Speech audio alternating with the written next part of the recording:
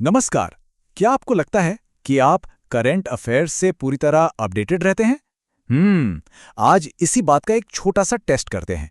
चलिए मिलकर देखते हैं कि हाल की कुछ सबसे बड़ी और जरूरी खबरों पर हमारी पकड़ कितनी मजबूत है। तो फिर बिना कोई देर किए सीधे इस नॉलेज चैलेंज में उतरते हैं। उम्मीद है सब तैयार हैं, क्योंकि यहाँ कुछ बहुत ही दिलचस्प सवाल आने वाले हैं। ठीक है, तो चलिए शुरुआत करते हैं कुछ बड़ी राजनीतिक नियुक्तियों के साथ। देखिए, राजनीति में ना एक सही अपॉइंटमेंट सब कुछ बदल सकता है। तो देखते हैं कि हाल के इन बड़े बदलावों से हम सब कितने वाकिफ हैं। तो पहला सवाल है हमारे पड़ोसी देश नेपाल से जुड़ा हुआ। सवाल ये है कि हाल ही में नेपाल के सबसे युवा प्रधानमंत्री बनकर किसने इतिहास रचा है।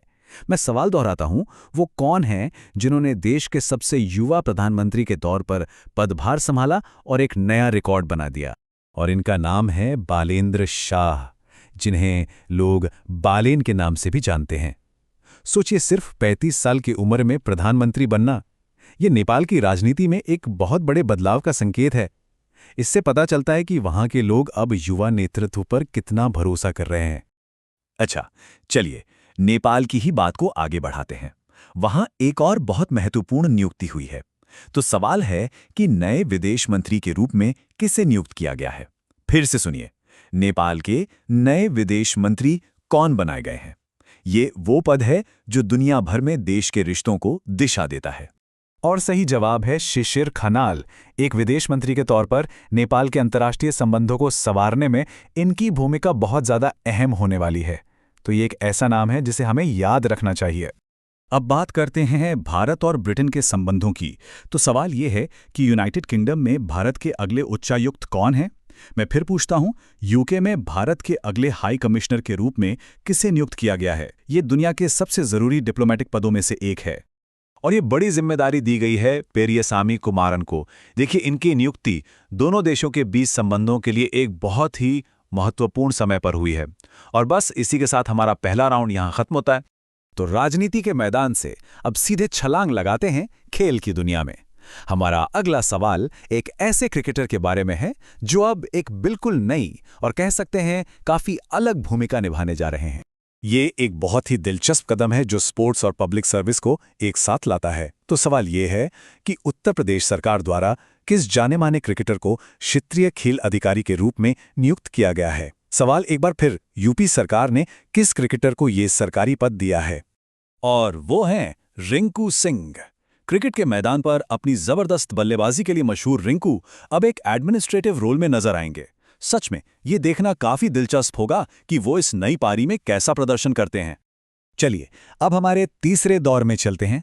यहां हम ये देखेंगे कि कैसे भारत के राज्य शासन यानी कि गवर्नेंस में एक क्रांति लाने के लिए टेक्नोलॉजी का इस्तेमाल कर रहे हैं।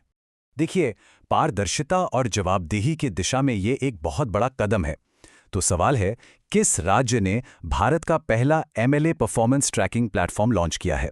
मैं सवाल को फिर से दोहराता हूं, देश का वो कौन सा पहला राज्य है जिसने अपने विधायकों के काम को ट्रैक करने के लिए ऐसा प्लेटफॉर्म बनाया है? और ये शानदार पहल की है केरल ने। ये प्लेटफॉर्म आम नागरिकों को ये ताकत देता है कि वो अपने चुने हुए प्रतिनिधियों के काम पर सीधी नजर रख सकें। ये पहल पूरे भारत में पॉलिटिकल अकाउंटेबिलिटी के लिए एक नया स्टैंडर्ड सेट कर सकती है। अच्छा, गवर्नेंस से अब जरा अर्थव्यवस्था की ओर बढ़ते हैं। हमारा अगला सवाल उत्तर प्रदेश से जुड़ा है। तो सवाल यह है कि राज्य में निवेश आकर्षित करने के लिए उत्तर प्रदेश सरकार द्वारा कौन सा पोर्टल लॉन्च किया गया है? मैं फिर से पूछता हूं, वो कौन सा नया पोर्टल है जिसे यूपी ने इन्वेस्टमेंट्स को बढ़ावा देने के लिए लॉन्च किया? और इसका जवाब है निवेश मित्र 3.0 पोर्टल। इसका सीधा सा मकसद है कि जो भी ब्यूरोक्रेटिक हर्डल्स हैं उन्हें दूर किया जाए और उत्तर प्रदेश को एक आकर्षक इन्वेस्टमेंट डेस्टिनेशन बनाया जाए ताकि वहां बिजनेस करना आसान हो। और अब हमारे आखिरी दौर का समय आ गया है। इसमें हम टेक्नोलॉजी, आर्ट्स और करंट इवेंट्स जैसे अलग अलग विषयों पर कुछ तेज तरार सवाल देखेंगे। तो चलिए स्पीड बढ़ाने के लिए तैयार हो जाइए। साइंस और टेक्नोलॉजी से हमारा पहला सवाल। ये एक गेम चेंजिंग टेक्नोलॉजी है जिसके मिलिट्री और सिविलियन दोनों ही तरह के इस्तेमाल हो सकते हैं। तो बताइए, किस देश ने दुनिया का पहला डुअल बैंड इंफ्रारेड सेंसर बनाया है? सवाल एक बार फिर, ये कमाल किस देश ने कर दिखाया है? और इसका श्रेय जाता है जापान को। हमेशा की तरह जापान टेक्नोलॉजी के मामले में सबसे आगे हैं। ये सफलता उन्हें सेंसर टेक्नोलॉजी के फील्ड में एक जबरदस्त बढ़त देती है, जो नाइट विजन जैसी चीजों में क्रांति ला सकती है। अब कुछ और जरूरी तथ्य फटाफट देख लेते हैं। पहला, सूर्य किरण एयर शो कहाँ आयोजित हुआ? ये चंडीगढ़ की खूबसूरत सुखना झील पर हुआ। अगला, IFFD लाइफटाइम अचीवमेंट पुरस्कार 2026 किसे मिला? ये सम्मान मिला है दिग्गज अभिनेता नंदमुरी बालकृष्ण को। और आखिर में एक दुखद खबर, प्रसिद्ध ओरांगुटान विशेषज्ञ बिरुते गार्डिकास का 97 वर्ष की आयु में निधन हो गया। उनका काम हमेशा याद रखा जाएगा। वाह, ये तो काफी सारी जानकारी हो गई, लेकिन हमने इसे पूरा कर लिया। अब एक आखिरी परीक्षा के लिए तैयार हो जाइए। चलिए जल्दी से उन सभी जरूरी फैक्ट्स को एक बार फिर से दोहराते हैं जो हमने अभी कवर किए हैं। देखते हैं कितना याद रहा। तो चलिए एक रैपिड फायर रिकैप करते हैं। नेपाल के सबसे युवा प्रधानमंत्री बलेंद्र शाह, नेपाल के नए विदेश मंत्री शिशिर खनाल, यूके में भारत के उच्चायुक्त पेरियासामी कुमारन, यूकी के नए क्षेत्रीय खेल अधिकारी कौन है? जी हां, Rinku Singh. MLA tracking platform किसने लॉन्च किया? केरल ने। और निवेश मित्र 3.0 उत्तर प्रदेश ने। और आखिर में डुअल बैंड सेंसर, बिल्कुल सही, जापान ने। तो हमने राजनीति, गवर्नेंस और टेक्नोलॉजी में हाल के कई बड़े बदलाव देखे। लेकिन अब एक बड़ा सवाल ये है कि इनमें से किसका हमारे भविष्य पर सबसे गहरा और लंबा असर पड़ेगा? क्या ये केरल में पॉलिटिकल अकाउंटेबिलिटी की नई लहर होगी, या फिर जापान में हुई कोई बड़ी तकनीकी सफलता? इस पर जरूर सोचेगा।